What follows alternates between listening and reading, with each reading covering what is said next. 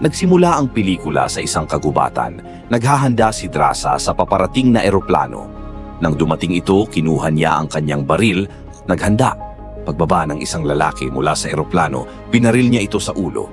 Samantala, isang dating sundalo ng Marine na si Levi ay nagising mula sa kanyang panaginip. Nagpasya siyang pumunta sa dalampasigan upang makapag-isip-isip. Kinaumagahan, nakatanggap siya ng mensahe na pinapatawag siya sa base ng Marine Corps. Doon, nakilala niya si Agent Bartholomew. Alam niya na si Levi ay isang magaling na sniper na walang pamilya o kaibigan, kaya inalok niya ito ng trabaho. Samantala, nagkita si Draza at ng kanyang ama sa sementeryo upang gunitain ang anibersaryo ng pagkamatay ng kanyang ina. Sinabi ng kanyang ama na huli na para gamutin ang kanyang sakit na kanser, kaya kung hindi siya mamamatay bago ang Pebrero 14, tatapusin niya ang kanyang buhay upang makasama muli ang kanyang asawa. Dumating ang Setyembre, nagising si Levi sa isang eroplano matapos patulugin gamit ang anesthesia. Inalam niya kung nasaan sila pero hindi ito autorisadong magsabi.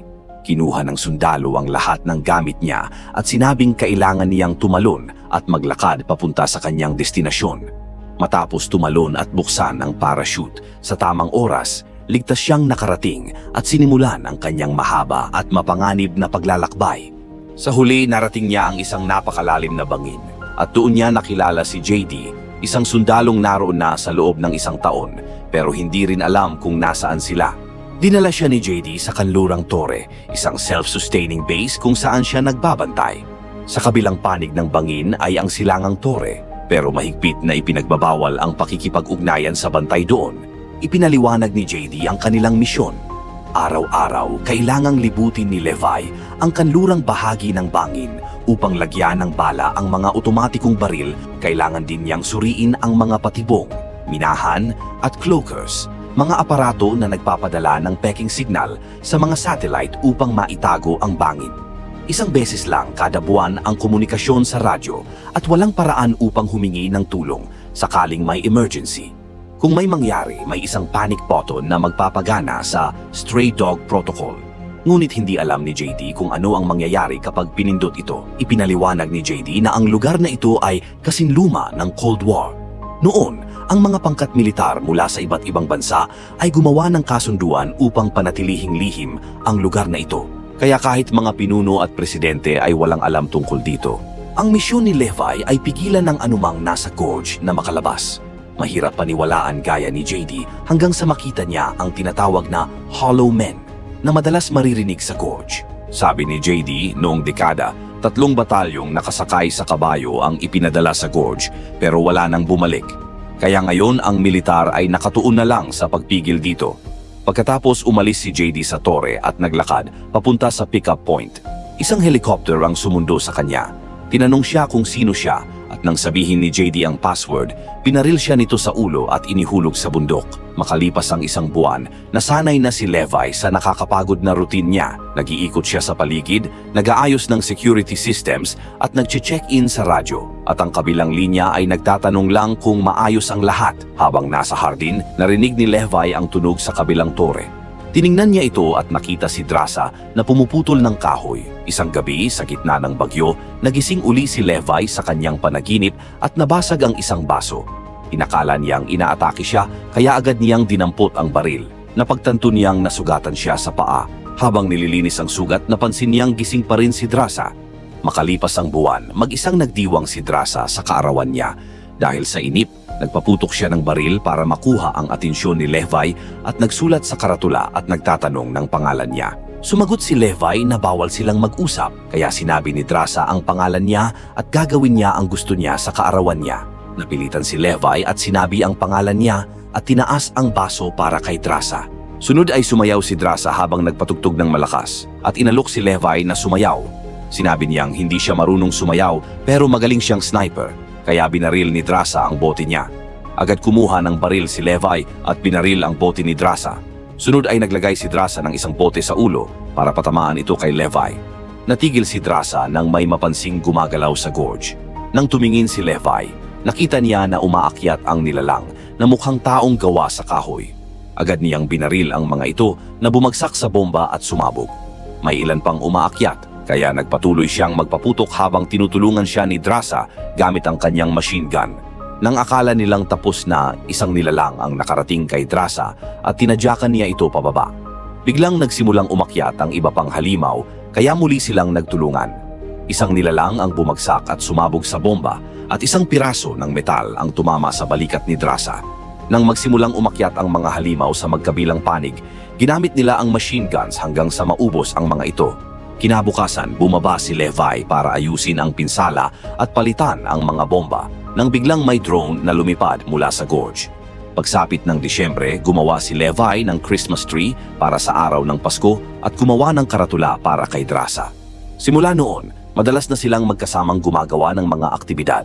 Dumating ang Pebrero 14, nakita ni Levi si Drasa na umiiyak sa harap ng larawan ng pamilya. Tinanong niya kung bakit hindi ito nagpatrolya at sinabing may pinagdaraanan siya at hiniling na makasama si Levi. Kinaumagahan, gumawa ng paraan si Levi para makapunta kay Drasa at nakita siya nito. Ginamit niya ang isang rocket upang mapunta sa kabilang tore ang isang lubid. Itinali ito ni Drasa ng mahigpit bago bumalik sa tore, kung saan nakita niyang inaanyayahan siya ni Levi ng hapunan. Agad na tumawid si Levi papunta sa kabilang tore at nang makarating, binigay niya ang dala niyang bulaklak kay Drasa. Habang kumakain, pinag-usapan nila ang buhay bilang mga mersenaryo at ang epekto nito sa isip nila. Pagkatapos, nagsayaw sila at nauwi sa isang mainit na gabi. Kinabukasan, habang bumabalik si Levi sa tore, lumitaw ang Hollow Men at natamaan ang isang bomba at sumabog ito dahilan upang maputol ang lubid.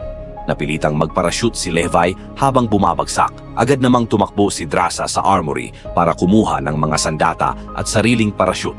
Tumalon si Drasa sa gorge at lumapag sa ilog. Naipit ang parachute niya sa bato kaya kinailangan niya itong putulin. Tinangay siya ng agos at tumama sa bato, dahilan para mahulog ang auto-ascender niya. Patuloy siyang inahnod pero nakahawak siya sa mga ugat ng puno. Samantala, nakalambitin si Levi sa puno at walang malay. Bigla siyang nagising nang may dumating na malaking alupihan. Agad niya itong binaril at nahulog, ngunit lumapag siya sa tila bunganga ng puno. Biglang dumating si Drasa at niligtas si Levi sa tamang oras. Ginamit niya ang kutsilyo para alisin ang malagkit na laman sa katawan ni Levi at nagsimula silang maglakad papunta sa pader para hanapin ang lubid. Biglang may narinig silang hiyaw at lumitaw ang dalawang Hollow Men, sakay ng mga kabayong mukhang gawa rin sa kahoy. Inatake sila ng mga rider gamit ang espada at ang isa ay tumalon kay Drasa. Sinaksak niya ito sa leeg at binaril sa mukha. Samantala, inagaw ng isa pang rider ang baril ni Levi. Agad namang kinuha ni Levi ang isa pang baril at pinatay ito. Nang tingnan ni Drasa ang bag niya, natuklasan niyang nahulog ang auto-ascender sa ilog. Dahil masyadong mataas ang mga pader para akyatin, kailangan nilang sundan ang ilog para mahanap ito. Samantala, napansin ni Levi na ang napatay nilang nilalang ay may lumang uniforme ng militar. Ibig sabihin, ang Hollow Men ay ang nawawalang horseback battalions mula sa kwento. Nagpatuloy sila sa gubat at nakakita ng daan-daang kalansay. Narating nila ang isang abandonadong bayan na natatakpan ng mutant na halaman. Narinig nilang may papalapit na halimaw kaya nagtago sila sa simbahan kung saan may mga kalansay sa upuan.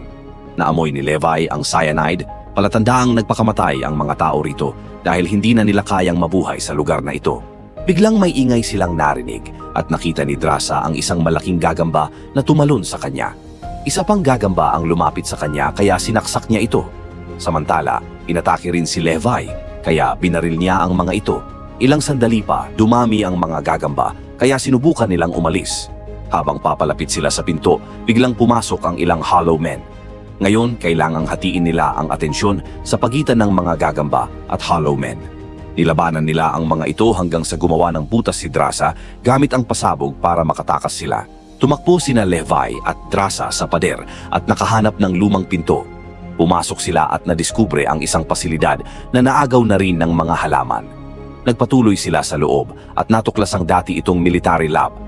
May mga kalansay at isang generator na binuhay ni Drasa. Nakakita si Levi ng tape at pinanood nila ito sa projector. Sa projector, isang scientist ang nagsasabing taong 1,946 noon at ang komunidad na ito ay bahagi ng isang lihim na kasunduan ng mga bansa noong huling taon ng World War II. Layunin nilang gumawa ng biochemical missiles, ngunit 6 na araw bago ang pag-record na iyon, isang lindol ang nagdulot ng chemical leak. Sinubukan ng mga scientist na pigilan ang pagkalat ng toxin, ngunit humalo ito sa DNA ng mga halaman, hayop at tao.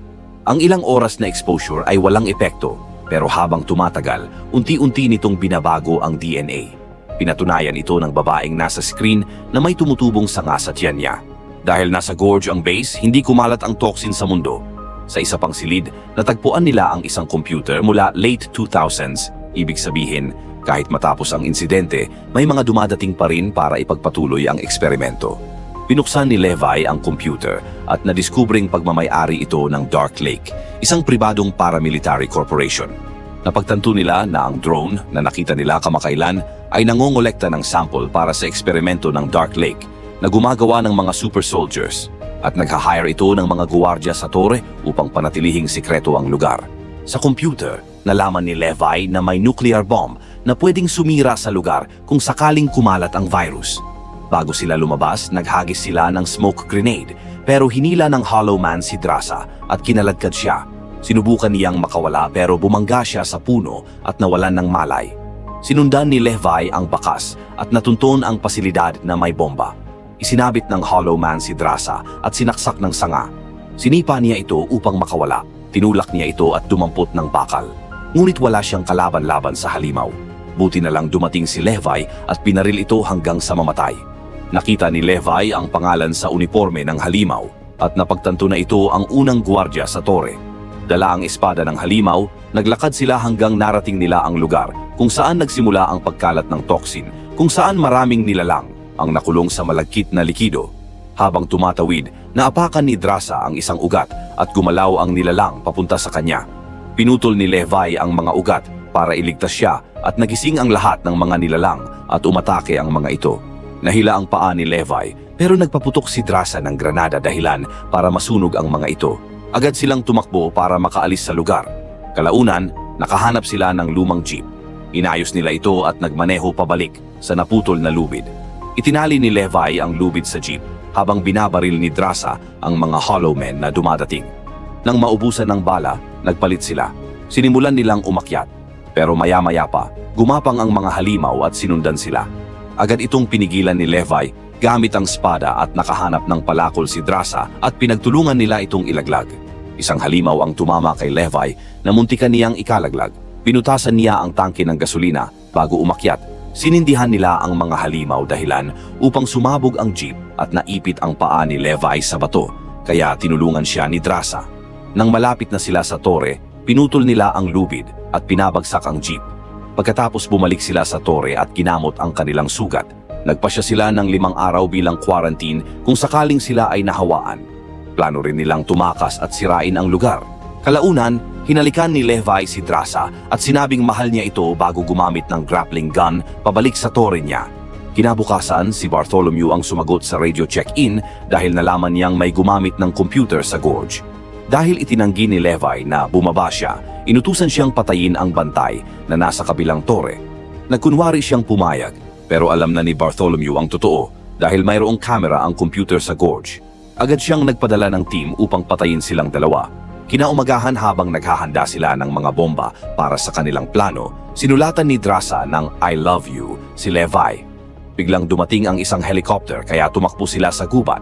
Pinaalam ng sundalo kay Bartholomew na wala sila sa tore kaya nagpadala sila ng mga drone. Sinimulan ng mga drone ang pag-atake pero pinabagsak nila ito isa-isa.